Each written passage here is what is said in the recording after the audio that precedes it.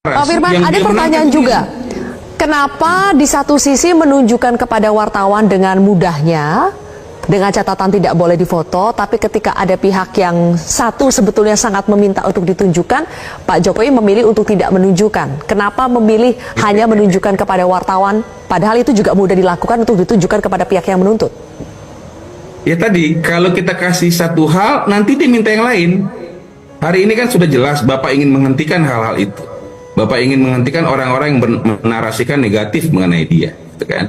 Jadi saya pikir kalau dikasih pun pasti banyak hal yang akan dia putarbalikkan seperti itu. Dan oleh karena itu dia ingin sampaikan ke publik, saya kasih tahu nih. Tapi saya tidak memiliki kewajiban memberitahu kepada dia, gitu loh. Karena ya Bapak mungkin sedang ingin memproses hukum kepada orang-orang yang memang menarasikan hal-hal memfitnah dan sebagainya yang tidak berdasar dan sesuai dengan hukum dan ingin memproses secara hukum. Demikian. Oke, terakhir Pak Firman, apa yang dibaca oleh pihak kuasa hukum ya terkait dengan motif mereka yang menuntut Pak Jokowi untuk menunjukkan sampai melaporkan soal ijazah Pak Jokowi ini palsu?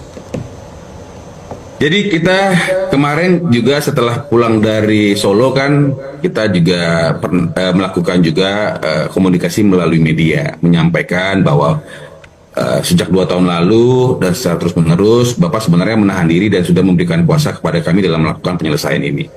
Jadi saya perlu cerita juga bahwa sudah dilakukan sebenarnya upaya-upaya hukum oleh pihak-pihak tertentu baik secara keperdataan ya maupun pidana, dan sudah ada putusan yang inkrah di mana ada pidana yang disampaikan sudah inkrah, dan kemudian ada upaya juga melalui perdataan di Pengadilan Negeri Jakarta Pusat 2 kali dan di Pengadilan Tata Usaha Negara 1 kali, dan 3-tiganya Bapak menang.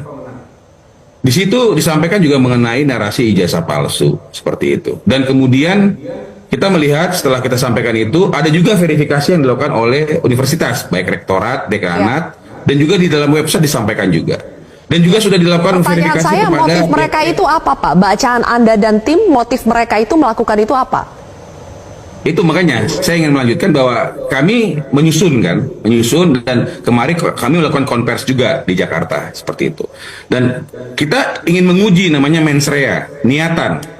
Nah, kami melihatnya adalah mereka memang berniat ingin merusak citra reputasi Bapak tanpa alasan, tanpa dasar hukum seperti itu. Jadi lebih kepada sana. Mereka ingin membuat narasi bahwa Bapak ini berbuat sesuatu hal yang melanggar hukum.